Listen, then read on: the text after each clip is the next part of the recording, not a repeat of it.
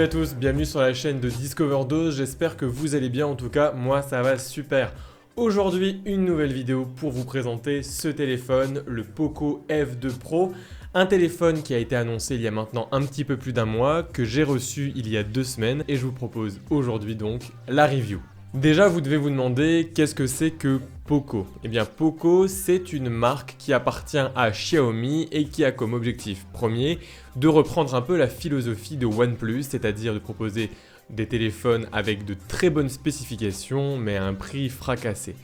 Et c'est avec cette philosophie-là que Poco est arrivé en 2018 avec le Poco F1 qui proposait à l'époque le meilleur processeur, beaucoup de RAM, une grosse batterie et un écran à encoche parce qu'à l'époque c'était la grande mode. Pour un prix défiant toute concurrence, on était aux alentours de 350 €. Petite particularité, cette année, le F2 Pro est tout simplement le Xiaomi Redmi K30 Pro rebadgé pour l'Occident. Et donc après ces 2 ans d'absence, Poco vient nous proposer un téléphone qui avoisine les 500 € et qui propose toujours un condensé de technologie. La vraie question, et c'est ce qu'on va voir dans cette vidéo, c'est de savoir si, eh bien, pour 500 €, ça vaut le coup. Et déjà, ça commence à travers la boîte, à travers le packaging. Et là, c'est une boîte assez classique, avec une identité visuelle qui se rapproche quand même d'une autre marque chinoise que vous connaissez, je pense, également, la marque Realme, une toute nouvelle marque, avec cette couleur jaune assez dominante. Le reste du packaging est assez classique, hein, un chargeur 30 watts inclus dans la boîte, un câble USB-C, une petite mention spéciale pour la coque incluse dans la boîte, elle est transparente mais texturée sur le dos, c'est très agréable et ça évite un peu de prendre les traces de doigts et ça c'est quand même très plaisant. Justement en parlant des traces de doigts, ça m'emmène tout de suite sur la question du design et franchement le Poco F2 Pro c'est un téléphone qui se veut résolument premium. Et la marque, elle a fait attention vraiment à plein de petits détails de finition. On retrouve des tranches en métal brillant avec une petite touche de couleur sur le bouton Power. Toutes les touches se situent sur la droite et sont correctement placées.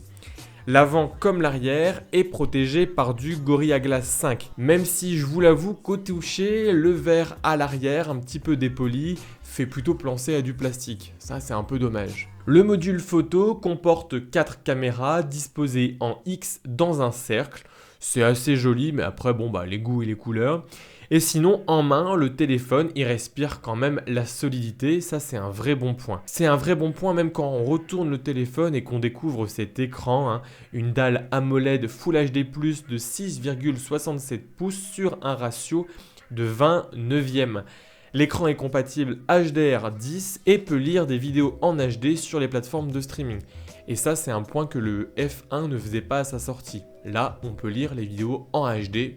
C'est un peu le minimum des choses sur un téléphone à 500 €. C'est un très bon écran. On regrettera quand même l'absence des 90 Hz qu'on retrouve sur d'autres téléphones.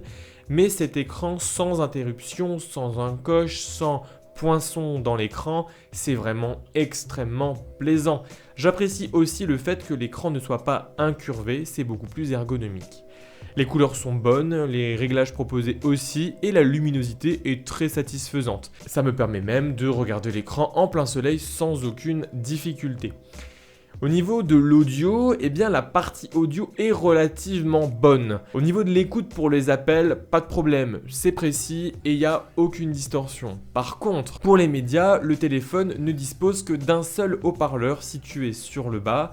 Alors ok, il est très puissant, mais il est également très criard, il manque gravement de basse et de profondeur. Si vous êtes un adepte de la consommation de films ou de jeux sans écouteurs, malheureusement, c'est vrai que le manque de haut-parleurs stéréo, ce qui est quand même quelque chose de plus en plus commun sur les téléphones maintenant, ce manque de haut-parleurs stéréo, ça va quand même se faire ressentir. Et sinon, c'est pour ça que tout ça vient être relativisé. Qu'est-ce que vous voyez sur le haut? Mais oui, c'est une prise jack.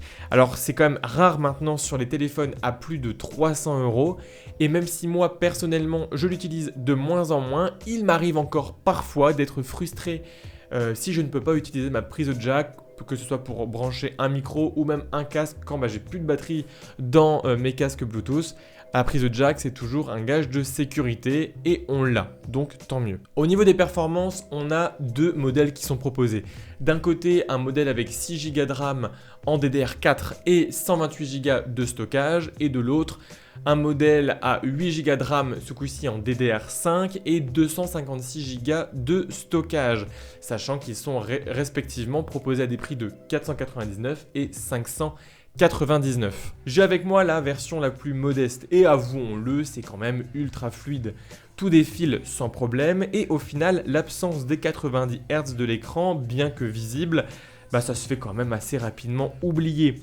Tous les jeux que j'ai essayés prennent pleinement parti de ce Snapdragon 865, le dernier processeur en date de Qualcomm. Le gros plus, c'est au niveau du système de refroidissement, que Poco appelle le liquid cooling, et qui permet effectivement de garder le téléphone frais.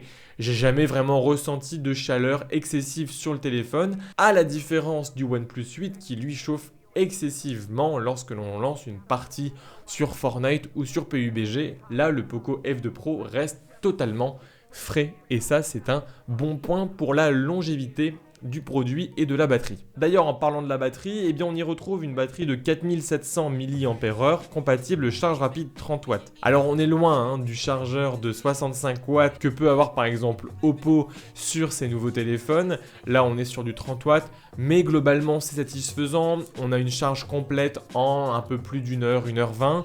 Et on peut toujours rajouter un petit peu de jus dans l'appareil en 20-30 minutes.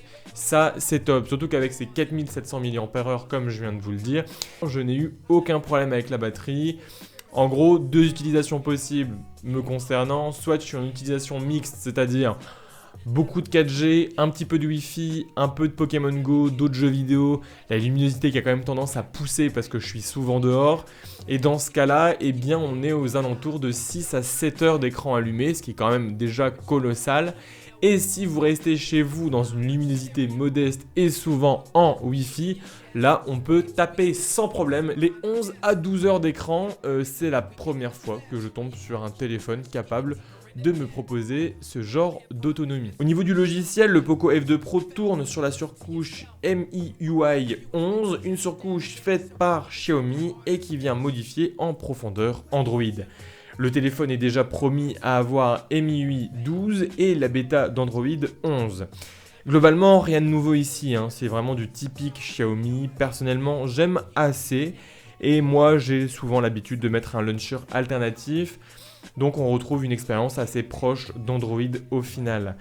Plusieurs éléments quand même que je relève. Le capteur d'empreinte qui est situé sur l'écran est assez bien placé. C'est-à-dire il est un petit peu vers la moitié basse du téléphone. Donc c'est bien, on n'a pas besoin de descendre trop le pouce, mais c'est pas le capteur le plus réactif que j'ai eu.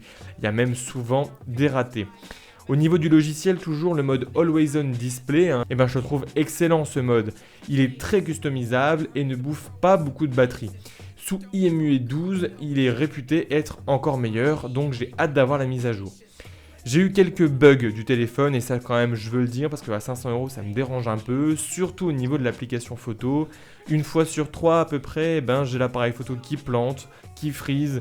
Et ça c'est souvent quand je switch entre les modes. Et comme je viens de vous le dire, à 500 €, c'est quand même des choses qui ne devraient pas vraiment se produire. Et c'est là qu'on attaque maintenant le gros du téléphone. Comme souvent maintenant, les constructeurs mettent un peu le paquet au niveau de la caméra.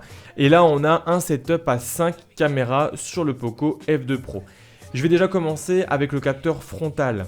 Un capteur qui se déploie relativement vite. Mais on a quand même un inconvénient, c'est que du coup le déverrouillage facial est un peu plus lent. Il faut attendre que la caméra sorte de son module pour pouvoir après déverrouiller. Quand je dis plus lent, voilà, ça prend 1 seconde tout au plus, mais c'est quand même quelque chose d'un peu moins réactif et fluide qu'avec d'autres téléphones. Question qualité d'image, ce capteur frontal est dans la moyenne. En pleine luminosité, il capture beaucoup de lumière à condition de supprimer les modes beauté.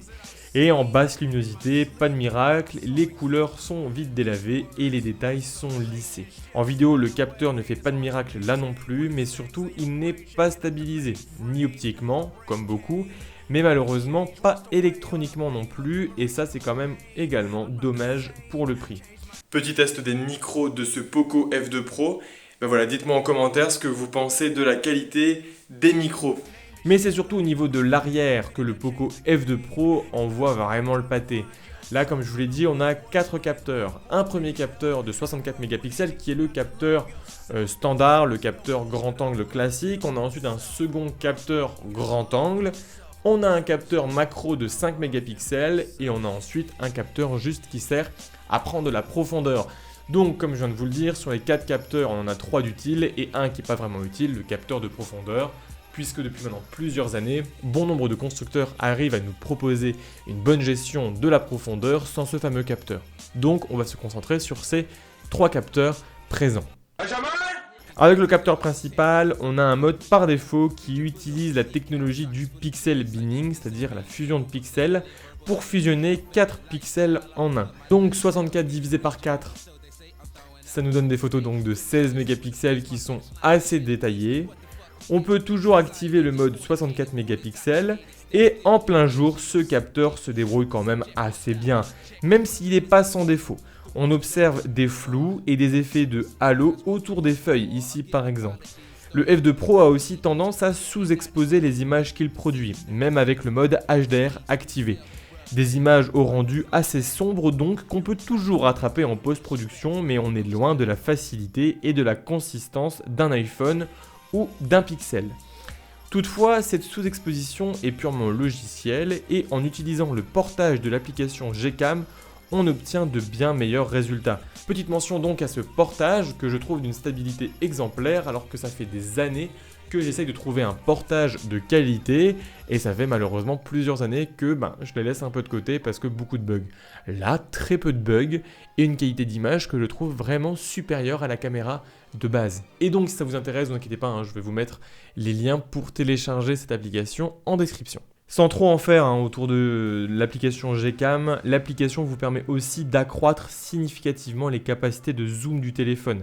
Comme on le voit à l'image, avec un zoom x10, l'application Google capture beaucoup plus de détails et évite cet effet un peu peinture obtenu avec le Pocophone. L'ultra grand angle est comme souvent assez moyen. Il faut beaucoup de lumière pour récupérer les détails, mais il peut toujours dépanner lorsqu'on ne peut pas s'éloigner du sujet. Depuis le début de l'année 2020, on voit arriver en force des capteurs photo dédiés à la macro. Ici, avec un capteur de 5 mégapixels, on peut se permettre de faire des macros assez spectaculaires et en un clic. On peut donc se rapprocher très proche d'un sujet pour capturer le microscopique. Mais là encore, tout n'est pas parfait. Les photos sont sombres et on doit se maintenir dans une plage de focus très restreinte. On arrive alors face à un dilemme.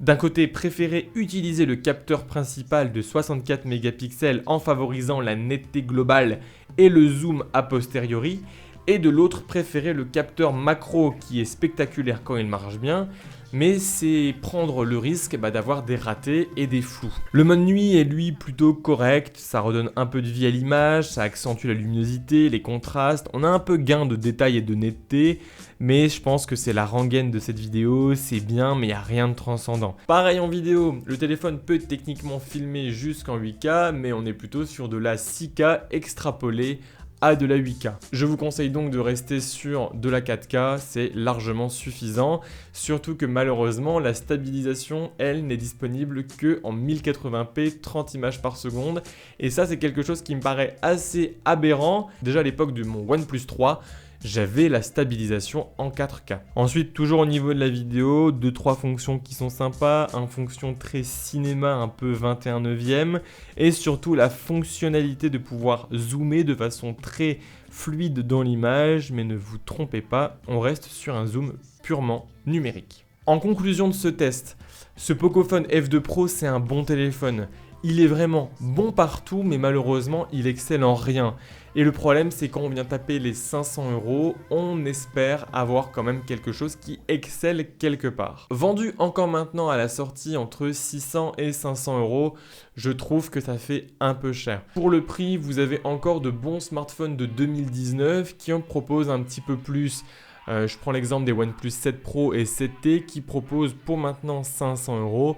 encore des écrans 90 Hz ou encore des haut-parleurs stéréo. Toutefois, je vous invite quand même à faire très attention au prix de ce téléphone, il fluctue énormément. Là déjà en 2 semaines de test, le téléphone a presque perdu 50 €, donc ça peut valoir le coup de continuer à jeter un œil parce que je pense clairement qu'à moins de 400 €, c'est vraiment un superbe deal. Donc voilà ce que je pouvais vous dire de ce Poco F2 Pro. J'ai fait exprès de ne pas mentionner la 5G dans cette vidéo, bien parce que déjà on n'est pas prêt de la recevoir en France et que en plus quand elle va arriver, on n'est pas prêt de la voir à un prix décent grand public comme c'est le cas maintenant pour la 4G. Donc pour l'instant, je ne peux pas vous faire un retour sur la 5G. J'espère donc que la vidéo vous a plu. N'hésitez pas, si c'est le cas du coup, à mettre un pouce bleu à la vidéo et également à vous abonner pour voir mes prochaines vidéos. En attendant, restez curieux et je vous dis à la prochaine vidéo. Allez, salut!